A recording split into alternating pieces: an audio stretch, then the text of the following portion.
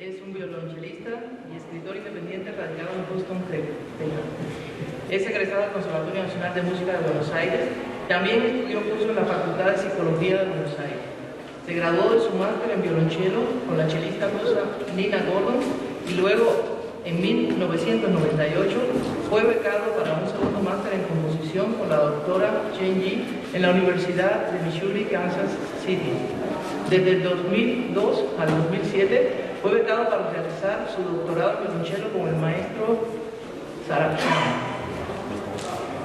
Desde el 2007 publicó notas y artículos en revistas musicales en Argentina y Estados Unidos. En el 2008, su libro Power of Music and Easy About Music, mejor decir en español, and Meaning, fue publicado en Alemania y posteriormente en los Estados Unidos. Ha publicado artículos en revistas y periódicos musicales y de psicoanálisis en México, Puerto Rico, Estados Unidos, Cuba y Argentina.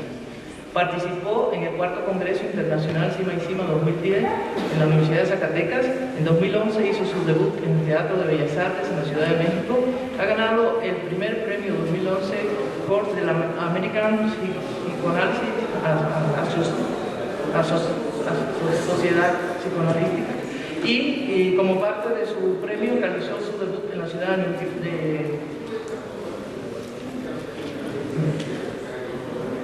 de Nueva York, con recital, conferencia y participación en el Congreso Internacional de Psicoanálisis en enero del 2012. El doctor Marcel Cigarán nos va a presentar la música y el psicoanálisis, el sujeto musicante y el evento musical en el marco psicoanalítico La Cañada. Doctor Gonzalo, muchas gracias por la invitación y por la posibilidad de compartir esta ponencia y tu persona. ¿Quiénes somos cuando hacemos música? Sigo con esto de vincular la música, el psicoanálisis y la filosofía con la idea de establecer un discurso que nos permita establecer un estatus de verdad del hecho musical. Porque la música presenta verdades irreductibles a otras verdades, ya sean científicas, políticas o filosóficas. Hoy voy a hablarles del sujeto musicante, aquel para quien lo inconsciente representa un terreno de lo real, y la intersección con la música a través de un contrapunto entre el marco teórico psicoanalítico y el aporte filosófico de Gadamer y Rancière. Parto de la tesis de que el sujeto musicante no se puede determinar como objeto de una conciencia estética, ni como un objeto con los parámetros de verdad de la ciencia, porque a la inversa, el hacer música, lo que sucede en este acontecer, es más que lo que él sabe de sí mismo. Uno de los pocos entrecruces entre psicoanálisis y música son los libros y notas del psicoanalista francés Didier Weil, quien fuera alumno y asistente de Lacan. En mi presentación anterior, aquí con ustedes elaboré conceptos y desarrollé temáticas musicales a partir de su concepto de la pulsión invocante, que hoy no voy a mencionar, y de la nota azul, que voy a mencionar solamente a grandes rasgos. La nota azul es la nota, el acorde, timbre, instrumento que produce el impacto emocional. Ella evoca una respuesta inmediata en nosotros. La nota azul posee el poder de trasladar el sujeto hacia el sentido y la presencia. Solo podemos acceder a ese goce por intermedio de otro real, llámese tal compositor, tal intérprete, tal obra, que nos deja dependientes de su presencia. La música es un sí que le damos a un otro que no es tan extranjero. Hasta aquí estamos en el terreno psicoanalítico. Cabe preguntarnos, ¿tocamos como sujeto o como otro? Porque la otredad que nos plantea el hecho musical son como dos espejos encontrados. Vemos infinitos otros, la partitura, la audiencia, el compositor, el estilo, la comunidad con sus gustos, la memoria de las voces de nuestros maestros hablándonos acerca de cómo se debe hacer música, la contemplación que nos impone la nota azul, eso que no sé de mí y que vive a través del hacer musical. Y sin embargo, así con todo, no hablamos del objeto música, de por qué tal estilo, tal obra, nos impone una emoción que nos hace preguntar, ¿qué me está pasando? Lo relevante del psicoanálisis es que establece problemas de estructura. Por ejemplo, a través de sus conceptos inferimos que ni el poder político o la estética desarrollan sus efectos a través de nuestro yo consciente. Con esto de la cuestión de la conciencia estética es todo un desarrollo que vengo haciendo en un artículo más largo, partiendo de una discusión con Kant y su teoría de la formación de juicio estética. No hay tiempo para desarrollarla aquí, Él tiene una necesidad de abstracción metodológica para llegar a ese concepto que hoy en día es pura subjetividad. Y estoy intentando a través de este documento una dirección distinta. A lo que quiero decir es que la experiencia musical plantea una verdad diferente de la ciencia y no subordinada a ella. Y para ello es necesario tomar el concepto de la experiencia musical de manera más amplia que Kant, de manera que esta experiencia de la obra puede ser entendida como vivencia. El acontecimiento musical no debería confundirse con un saber académico o universitario, sino la conciencia de que algo acontece y que va más allá de lo subjetivo. Heidegger, por ejemplo, a la experiencia que está en condiciones de superar la subjetividad la llama ser. Así buscamos un puente entre la experiencia musical y lo que llamamos la conciencia estética. Porque la tesis que tomo a partir de Gadamer es que el arte, la música, es conocimiento y la experiencia musical nos permite participar de este conocimiento. La experiencia musical implica un comprender, el goce que es un comprender y no desde la metodología científica. Por otra parte, en contrapunto, el filósofo francés Jacques Rancière nos presenta la estética como un lugar donde se constituye, una cita, comas, una idea específica del pensamiento, un pensamiento de lo que no piensa. Dice Rancière que las obras de arte son el lugar de este modo inconsciente de pensamiento de efectividad privilegiada. Entonces, a la conciencia estética le sumamos el inconsciente estético. Al músico conocedor de esta dimensión lo llamo sujeto musicante. Y desde allí repensar lo que hacemos, la relación con la obra. La obra musical orienta la vivencia estética. Podemos decir que una obra, una sinfonía, es algo independiente del compositor o el intérprete. La experiencia musical impone un colapso del sujeto. Una nota, un acorde, posee un efecto que va más allá de la subjetividad del que lo toca. La calidad de esta obra tiene que ver con su ser estético y no con prefiguraciones morales, religiosas o políticas.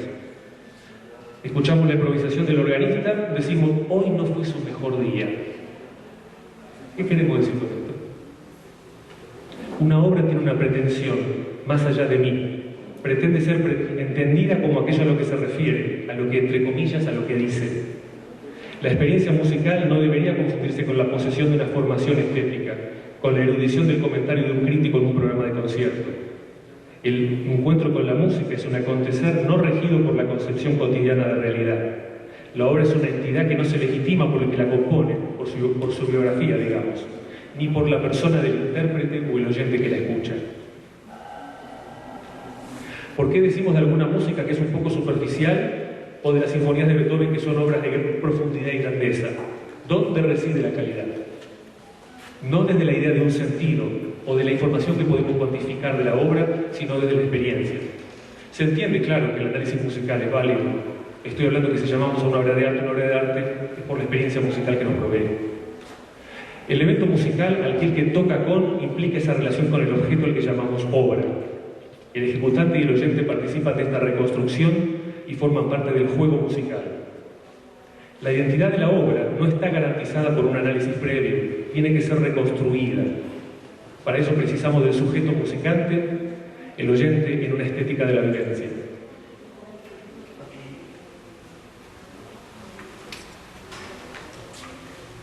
En lo que coinciden el psicoanálisis de Weil y las investigaciones filosóficas es considerar el hecho musical como un evento de simultaneidades.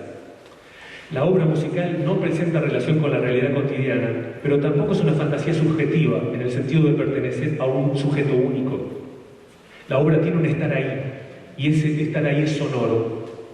Es ese sonido que nos hipnotiza, que se nos impone. Para Weil, esto es una ida al pasado.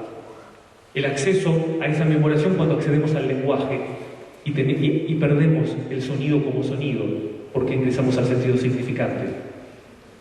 También es el futuro, porque él establece la nota azul, esa nota que nos lleva a escuchar más música, a componer, a escribir más. Es un momento hacia el futuro. Contraponiéndolo con Gadamer, podemos decir que Gadamer fue el fundador de la nueva hermenéutica. Su filosofía parte del acontecer, de la verdad y el método a seguir para captarla. Yo recreo a partir de sus escritos una dimensión humana del juego y la relación con el intérprete musical. ¿Quiénes somos cuando tocamos? Cuando hablamos de música desde el idioma francés o el inglés, nos sugiere la categoría de jugar, violin player o jouer le piano. Proponiendo el evento musical a una categoría ontológica, se intenta establecer un puente entre la subjetividad y el ser del evento musical. La música clásica tiene muchas veces el aspecto de un juego sagrado. Dice Gadamer, cita, si partimos del carácter lúdico del juego, ¿cuál será el resultado para determinar el modo del ser estético? El juego que se produce en un concierto no desea ser entendido como una satisfacción de una necesidad de jugar, sino como la entrada a la existencia de la sinfonía misma, ya que la obra existe al ser representada. ¿Se entiende con esto que Gadamer busca sacar la subjetividad y crear una categoría ontológica de lo que sucede cuando hacemos música? Se falsean las cosas a partir de la subjetividad, dice Gadamer. Lo que ya no está son los intérpretes. Ninguno de ellos tiene un ser para sí, propio, aislado del evento musical. Hablamos del juego de las luces, del juego de las olas, hasta del juego de palabras. Y en este caso, en nuestro caso, es esa obra que nos cautiva, ese pasaje que nos intriga. Porque cuando hacemos música, ya no somos el yo que creemos ser todos los días. No lo somos, en parte porque la obra de arte es una experiencia que modifica al que la experimenta. El sujeto musicante no es nuestra subjetividad, es más que eso. Se produce una verdadera experiencia musical cuando el yo desaparece, cuando no hay un ser para sí en la interpretación. Gadamer lo dice de esta manera, cita, lo que realmente se experimenta en una obra de arte es más bien en qué medida esta es verdadera, esto es, hasta qué punto uno conoce y reconoce en ella algo y en este algo a sí mismo. Fin de la cita. Tampoco somos el yo cotidiano porque la música nos lleva a un terreno con sentido autónomo, tan distinto de lo cotidiano donde el intérprete y el oyente se olvidan de sí mismos. Esto para el psicoanálisis es el acceso a la nota azul, o desde esta postura de Gadamer, la ocasión para el acontecer artístico, esto es la música esperando la ocasión para ser. Cada recital es un acontecimiento, nadie sabe lo que va a pasar. Decimos, se jugó con ese sonido. Es que jugar, tocar música, es ser jugado. La fascinación del sujeto musicante incluye el riesgo de saber si ese pasaje va a salir o va a salir una vez más. Rostropovich solía decir, Rostropovich fue el maestro de mi maestro, a quien tanto revelo, solía decir que la interpretación más lograda es aquella en la que tocamos y nos encontramos con las notas, con las modulaciones y giros, con la sorpresa y admiración de una primera vez, como si fuera la primera vez en la vida que tocamos eso. Yo pienso que uno de los rasgos salientes del hacer música es que prevalece un comportamiento no orientado a objetivos pragmáticos más allá de la música.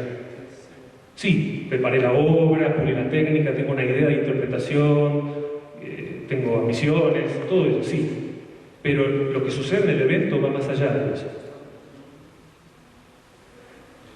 ¿Quiénes somos cuando hacemos música? ¿Cómo responder a esto? La intención es elaborar una verdad como la posibilidad de una manera de acceso al hecho musical, otra perspectiva de nosotros y la música, una conciencia más clara respecto a los discursos que nos atraviesan, especialmente aquellos que puedan entorpecer nuestra labor. Bail nos dice que la música transmite un significante sin significado. La música no requiere un tiempo para traducir y esta es la diferencia que hay entre un sonido musical y una palabra. Sin embargo, yo quisiera realizar algunas objeciones. Didier Bail nos presenta la música desde la estructura del sujeto, estas coordenadas lacanianas del sujeto y el otro, y analiza la música desde ahí, pero no nos dice nada de la obra, no nos dice los géneros musicales, autores. Inclusive podemos discutir con él y decir que no escuchamos música de la misma manera que la cadena de significantes del lenguaje. Si el psicoanálisis aporta elementos esclarecedores a lo musical, no es porque trasladamos literalmente la máquina conceptual de las teorías del inconsciente a la música, sino a partir de cuestiones donde el psicoanálisis y la filosofía encuentran sus límites. Con Gadamer estamos en la realidad del ser, entendida como acontecer, un estar ahí. Estas son las coordenadas heideggerianas. No somos una conciencia ante un mundo objetivo, estamos en una situación histórica, concreta y lingüística, desde la cual interpretamos. A Gadamer, sin embargo, se le puede objetar su pretensión de universalidad. Lo refiero a esto, a su polémica con Gadamer, porque a él se le puede decir que su idea supone una situación ideal del que habla. Esto es pensar la vida y la comunicación como que no está exenta de dominio y la convivencia exenta de coacción. Vamos a un ensayo de orquesta y nos vamos a dar cuenta que estamos muy lejos, el elemento musical está muy lejos de ser ideal. Por supuesto que somos nosotros, nuestras emociones, nuestra historia personal, el contexto histórico, la relación con los otros, con nuestro cuerpo. Si somos músicos, no somos desde un plano objetivo y neutro, sino de un plano personal. Pero la música nos da una forma de estar en el mundo, una forma de ser. Y desde allí deberíamos entender que lo sensible implica los discursos de poder, el ser musical y político, porque no vivimos en una sociedad libre de coacción e ideologías.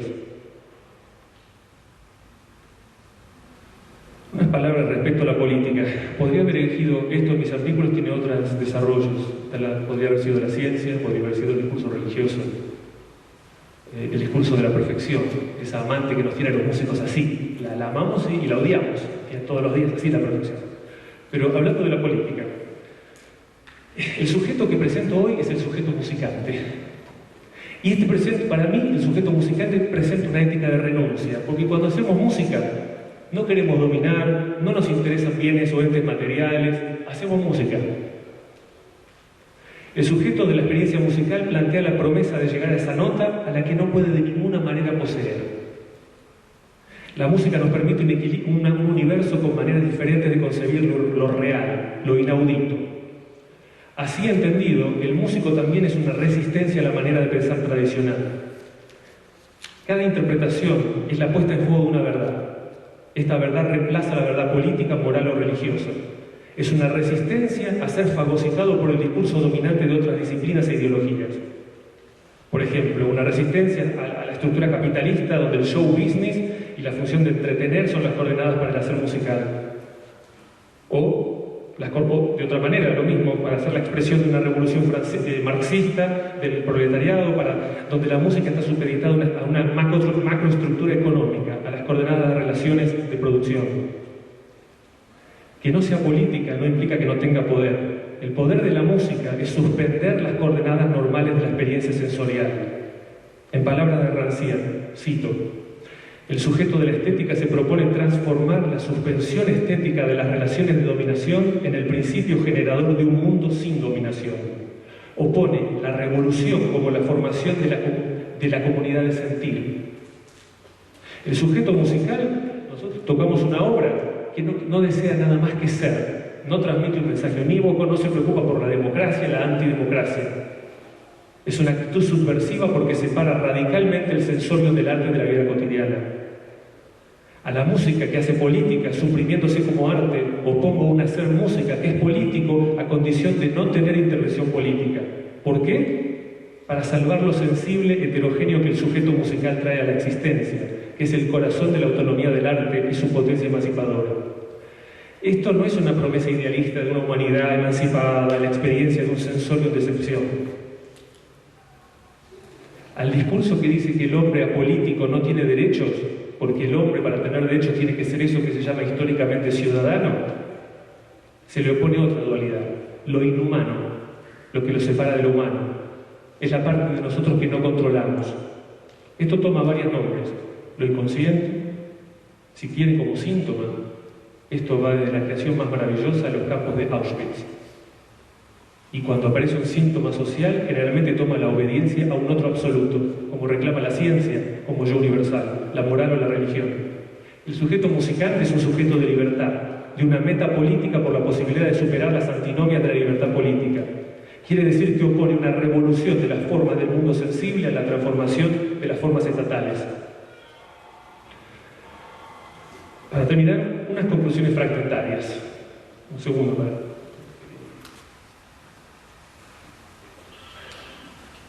Pienso que el psicoanálisis, la hermenéutica de Gadamer y el aporte filosófico de Rancière nos brindan un modo de reflexión, elementos de donde pensar nuestro hacer musical, nuestra enseñar y nuestra práctica cotidiana. Es esencial que los músicos planteemos como Gadamer la posibilidad de un acceso a la verdad de lo que hacemos, de lo que tocamos, de lo que vivimos, por otro medio además de la razón. Que se entienda, no es una crítica a la razón, es una crítica al monopolio de esta como parámetro de definir lo real. La belleza nos impone un estado de contemplación, me hace preguntar, ¿qué clase de sortilegio produce este hiato entre lo bello y el deseo? ¿Qué poción mágica musical permitió a Rostropovich o a Barenboim dormir 4 horas diarias y brindarnos una producción espectacular? Cuando tocamos o cantamos, hacemos oír esas fuerzas invisibles que hay en la partitura. El hacer música es un momento donde la estética entra en conflicto con la ética. No hay lo bueno y lo malo. Es un momento, hay la manera eficaz de un fluir sonoro y cada frase tiene más de una solución posible. Esto es el hecho musical como la intensificación de la vida, un planteo por la recepción. En términos psicoanalíticos, le comento que podría decir otras cosas. En un ámbito psicoanalítico hay precisos ámbitos que deben ser explorados. En este ámbito les digo a mis colegas, el hecho musical no significa, y sin embargo es muy significativo. Nuestro hacer ha sido históricamente una presencia inquietante para todas las otras disciplinas. La pregunta por quiénes somos, yo creo que nos brinda un regalo. Nos da una idea distinta de la ética de nuestro hacer. La música es una práctica que implica un no saber, un pensar la vida desde un lugar distinto. Es resistencia en la medida en que el sí que le decimos a la música implica un no a los modos de control de la manera de pensar. El estatuto de lo sensible conlleva una manera distinta de concebir la realidad, el cuerpo, el gesto, la sutilización de la energía que desarrollamos con muchos años de práctica. Esto de cómo impostar la voz, cómo encontrar ese sonido con vibrato, cómo encontrar eso, esa nota de oro, como la llama Dorothy DeLay y la Juilliard. El sujeto musicante no es un lugar, sino un movimiento. A través de él accedemos a la música como metáfora del juego de la vida. La música no es la vida, pero hay algo del arte que es imprescindible para vivir. Muchas gracias.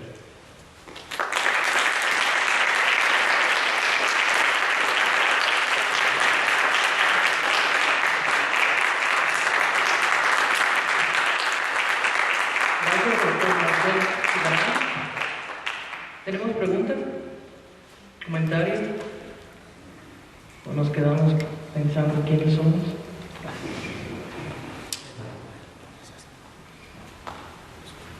¿Alguna propuesta?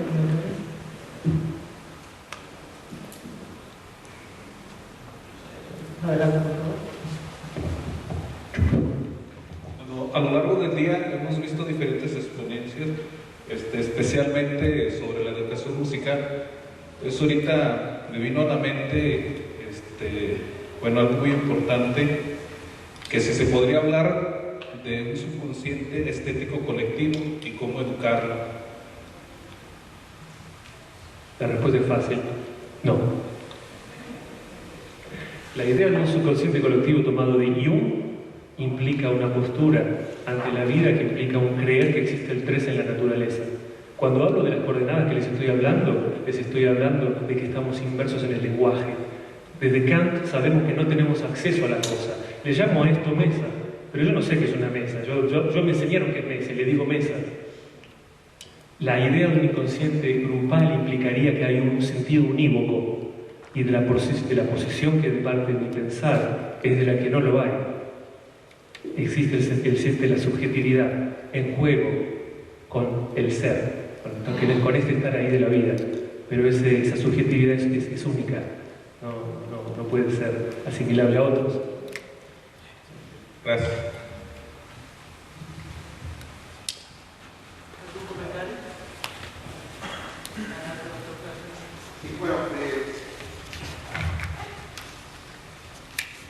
Desde el punto de vista del arte y de la música como un hecho cíclico, de hecho sí existe esta intersubjetividad colectiva.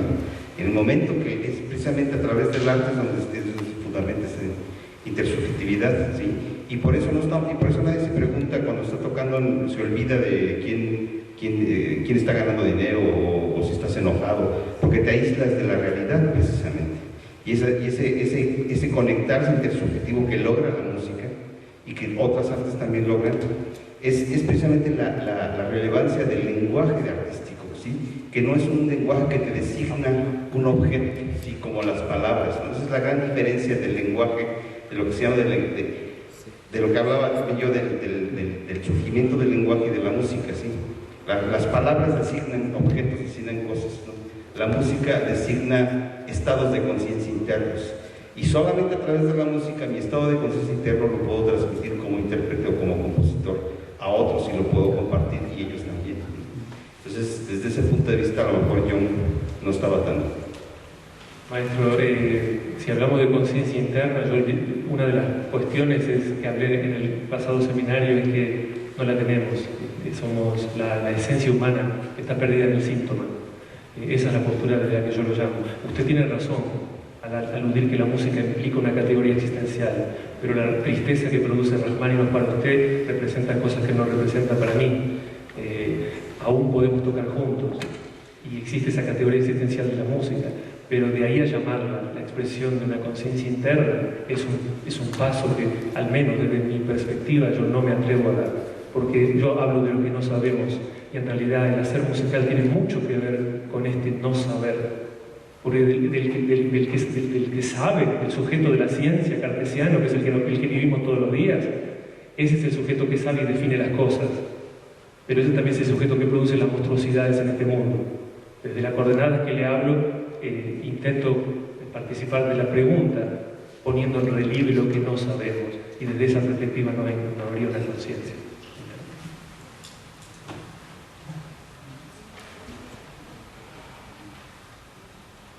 ¿Algo más?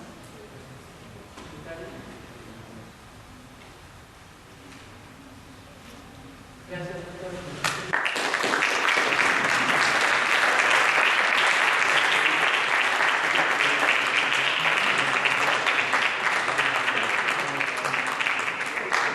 Invitamos a pasar al maestro Centro Basilio Ortiz Lledó.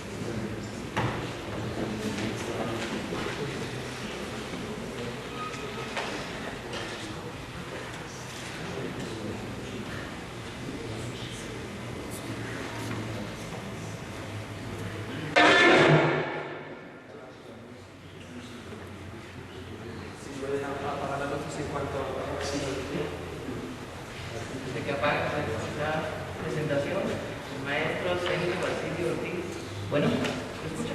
¿Se escucha?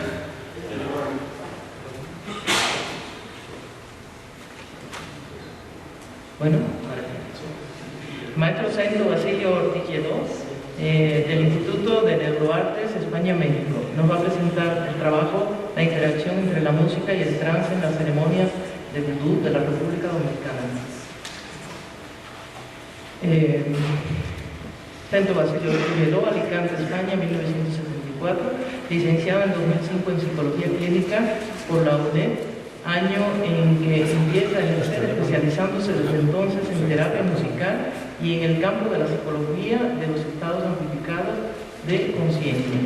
Músico, multiinstrumentista, autodidacta, formado en viajes y con profesores nativos, se especializa en percusiones técnicas. Ejerce profesionalmente en este campo desde el año 98.